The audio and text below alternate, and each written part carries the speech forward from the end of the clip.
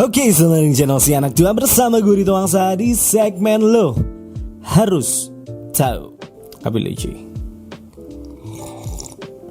And let's go guys. Lo harus tahu, masa nggak tahu?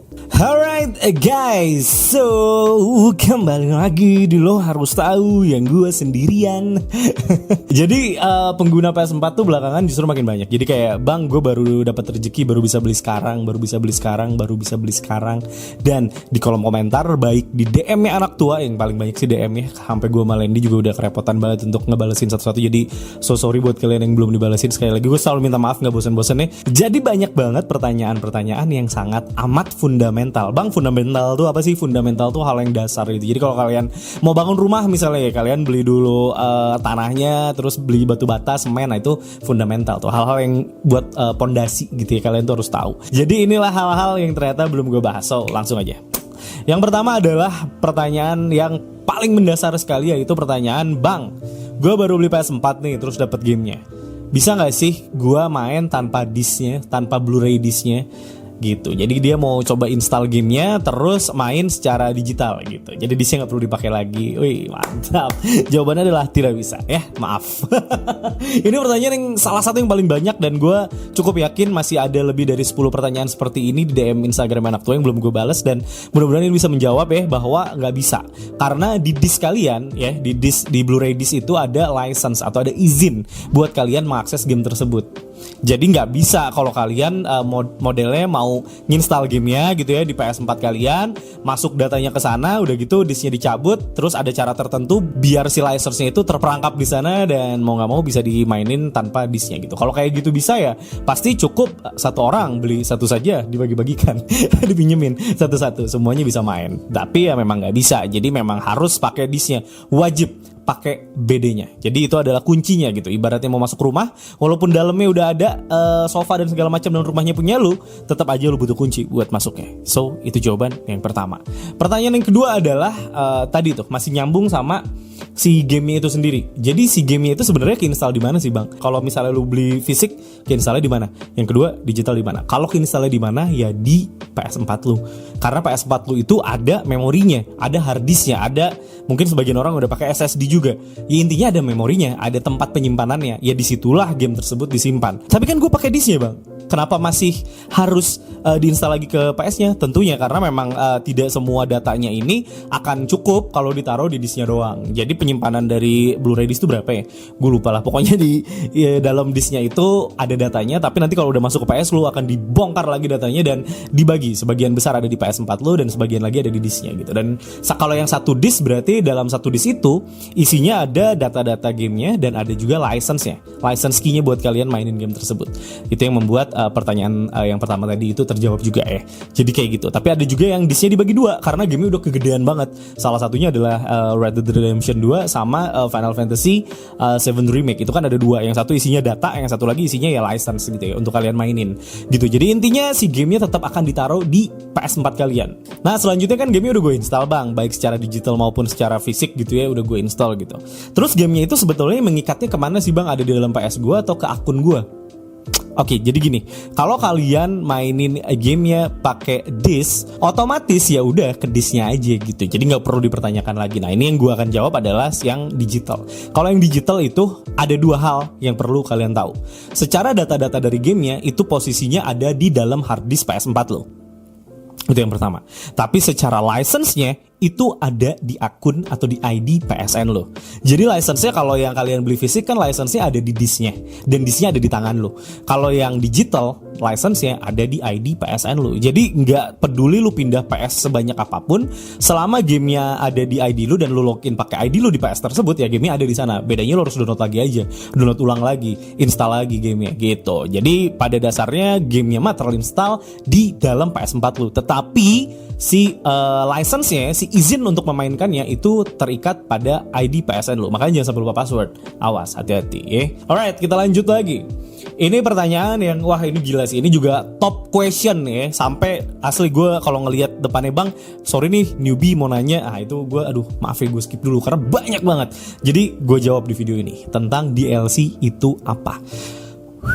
Jadi luar biasa ya, DLC itu sebetulnya udah ada dari zaman Dreamcast inget gue, atau nggak dari zaman PC zaman dulu udah ada DLC sebenarnya. Walaupun dulu ada namanya expansion pack, ada apa segala macam. Cuman pertanyaannya DLC itu apa sih bang sebenarnya? Nggak ada video lu yang gue lihat ngejelasin dengan jelas DLC itu apa. Sebenarnya ada, cuman gue sendiri juga lupa di video mana gitu. Jadi ya gue ulang lagi aja, DLC itu adalah downloadable content. Singkatannya adalah D-nya downloadable, ya DL-nya itu downloadable, C-nya content gitu ya. Jadi downloadable itu adalah yang bisa di-download, konten yang bisa di-download. Dan pengertiannya gimana sih bang? Jadi ini adalah konten tambahan, biasanya keluar setelah gamenya sudah rilis gitu, ataupun berbarengan dengan gamenya. Jadi gue suka menganalogikan dengan sederhana, kalau gamenya kita analogikan sebagai sebuah burger, ya burger. Jadi sebuah burger gitu ya. Nah DLC itu adalah kentang dan minumnya gitu. Jadi tambahan yang bisa membuat menikmati si burger ini lebih asik lagi, lebih enak lagi, lebih nikmat lagi gitu ya. Kalau yang emang kentangnya enak. Kan belum tentu semua kentang saya kentang McD. Jadi kayak gitu. Jadi kalian bisa beli sebuah game itu secara paket langsung gitu ya. Jadi udah dapat burger, kentang, minum dengan harga lebih murah. Atau kalian bisa beli burgernya dulu, nanti kentangnya sama minumnya diketeng, tapi harganya bisa lebih mahal. Nah itu pengertian dari DLC. Dan DLC itu penting atau enggak sih bang? DLC itu adalah downloadable content seperti yang gue bilang di awal. Jadi tidak melulu sebuah game tambahan. Bisa jadi DLC-nya itu berupa skin, bisa DLC-nya berupa tambahan uang in game, bisa berupa apa lagi? Bisa berupa game itu sendiri atau potongan game itu sendiri. Jadi DLC itu luas, banyak juga bentuknya. Kalian bisa lihat setiap game di page-page-nya seperti apa. Dan pertanyaan berikutnya adalah bang, apakah DLC ini bisa terus-terusan dipakai atau tidak? Nah ini menarik sekali. Jadi gini, DLC ini sifatnya sebetulnya kalau udah dipakai, ya dia nggak akan bisa dipakai lagi oleh user yang lain. Jadi DLC ini cuman bisa sekali pakai gitu, nggak kayak game ya. Kalau game-nya kan misalnya lu beli fisik nih, ada DLC-nya, game-nya mah bisa lu jual lagi, tapi DLC-nya tidak. Asal kodenya udah di-redeem, hilang dia. Jadi DLC itu sekali pakai doang gitu. Tapi tidak semua DLC seperti itu, karena ada beberapa DLC yang memang sudah nempel di disknya. Salah satunya seperti yang ada di The Witcher 3 Wild Hunt yang Game of the Year Edition. Nah itu tuh DLC-nya udah nempel di disknya. Jadi mau nggak mau, lu yang udah punya gamenya tidak akan bisa ngeteng tuh. Jadi udah satu bundling di sana. Dan enaknya jadinya bisa lu jual dan DLC-nya masih ke bawah. Nah buat kalian yang pada pengen beli Blu-ray disc second gitu ya, lu pastiin tanyain kalau ada DLC-nya udah dipakai apa belum gitu. Dan mudah-mudahan si penjualnya juga jujur apakah DLC-nya memang udah pernah dipakai atau belum. Karena sedikit banyak setidaknya ada dan tidaknya DLC dalam sebuah game walaupun second itu mempengaruhi harga dari gamenya. Jadi kalau DLC-nya masih unused atau belum pernah dipakai ya lumayan lah, harganya bisa nambah-nambah dikit lah. Tapi kalau udah dipakai biasanya harganya turun-turun dikit. Tapi ya dikit lah gitu. Bahkan ada orang yang memperjualbelikan DLC secara tunggal, secara tunggal gitu.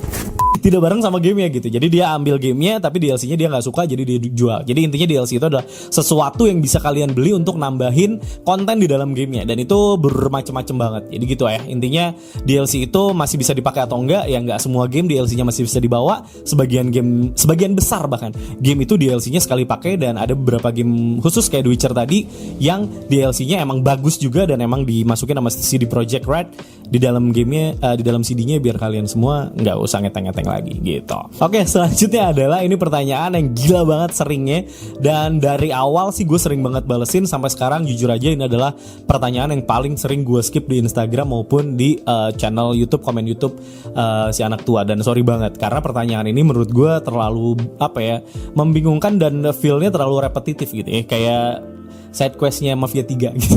Jadinya gak asik. Yaitu adalah bang, worth it beli game A atau beli game B? Nah itu, jadi pertanyaan kayak gitu udah nggak bisa lagi gue jawabin satu-satu boy, karena gila banyak banget pertanyaan kayak gitu, dan biasanya pertanyaannya itu kurang lengkap. Kalian cuma nanya bang worth it game A atau worth it game B. Misalnya worth it, kalau gini dah, worth it FIFA atau PES, nah itu masih bisa gue jawab tuh karena mirip gitu ya. Atau enggak bang beli Assassin's Creed Origins apa Unity, nah itu masih bisa gue jawab nih. Tapi kadang-kadang tiba-tiba ada yang bang mending beli FIFA 20 atau mending beli Shadow of Mordor gitu. Nah itu gue agak bingung gitu. Jadi referensi kalian untuk membandingkan kedua game tersebut tuh apa gitu. Kadang-kadang gue juga bingung gitu, apakah memang ada yang kayak kemarin cuma nanyain bang mending A atau B, pas gue lihat ini gamenya beda banget, gue bilang iya soalnya harganya sama. Jadi emang dia berangkat dari harganya bukan dari gamenya gitu. Nah itu jujur aja bikin gue agak bingung untuk jawabnya. Jadi intinya gini sih, kalau kalian mau beli game silakan referensinya kalian datengin dari mana, entah itu dari harganya, dari jenis gamenya, dari genre-nya, dari kesukaan kaliannya, bebas kalian berangkat dari mana. Tapi tentuin kalian tahu dari mana kalian berangkat. Beli game walaupun murah tetap aja pastikan beli game yang emang kalian suka, biar kemainin biar nggak mubazir gitu. Jadi intinya lihat reviewnya, lihat trailernya, lihat gameplaynya, suka apa enggak beli gitu. Kalau enggak ya enggak gitu. Jangan kalian sampai harus bingung nanya-nanya. Kecuali memang gue masih balesin kok. Kalau yang misalnya kalau gamenya ini terlalu tipis perbedaannya dan dia bingung yang mana dulu, pasti gue kasih referensinya sebaik-baiknya gitu. Dan yang terakhir adalah pertanyaan mengenai Bang, beli PSN Wallet dan cara ngisinya itu gimana? Karena mungkin sebagian dari kalian belum punya kartu kredit atau enggak pakai kartu kredit sama sekali karena takut riba kayak gue gitu ya. Atau hal-hal lainnya. Nah intinya PSN Wallet ini kalian bisa pakai Genius untuk ngisinya. Berkali-kali gue nggak di endorse sama Genius, tapi gue selalu bilang gitu ya bahwa kalian bisa pakai Genius juga. Bisa nggak sih? Bisa sih harusnya. Silakan kalian coba daftar lah ya, daftar di Genius. Silakan kalian daftar di Genius. Coba kalian di web browser kalian tulis aja Genius gitu ya. Kalian daftarlah di situ untuk bisa dipakai untuk beli PSN Wallet. Dan kalian juga bisa beli di toko-toko game, baik yang secara digital atau secara online, atau yang ke tokonya langsung. Kayak beberapa toko biasanya menyediakan si PSN Wallet ini. Nah kalian tinggal redeem aja si kodenya, nanti kalian bisa dapetin si konversinya terhadap PSN ID wallet kalian gitu. So itu aja yang bisa gue rangkum kali ini untuk pertanyaan-pertanyaan yang fundamental, yang basic. Mudah-mudahan bisa ngebantu kalian yang baru pada beli PS4, dan selamat kalian sudah memiliki PS4, sebuah mesin video game yang luar biasa mantap dan sudah mau digantikan posisinya PS5. Nggak ada, yang kayaknya masih cukup panjang lah usianya PS4. So gitu aja konten sederhana ini, mudah-mudahan bisa membantu kalian. Dan silakan kalian tulis di bawah kira-kira apa aja hal-hal fundamental mengenai PS4 yang belum gue bikin dan kalian emang butuh banget jawaban dari gue. Silakan tulis juga di kolom komentar. Oke, gitu aja dari gue di Tuang Saudahan dulu. Semoga video ini membantu kalian. Jangan lupa buat subscribe channel ini kalau kalian suka dan merasa terbantu. Subscribe ya, ayo buruan. Dan Instagramnya juga jangan lupa ya, di @anaktua_, biar buruan gue bisa swipe up, biar mudah kalau ngasih informasi ke kalian-kalian gitu. Jangan lupa merchandise-nya juga di @PLY_original. Dan sampai lupa, jangan lupa like, komen, dan share karena berbagi itu indah teman-teman. Oke, gitu aja. Play original, bagaimana original, dan jangan lupa bersyukur. Bye bye.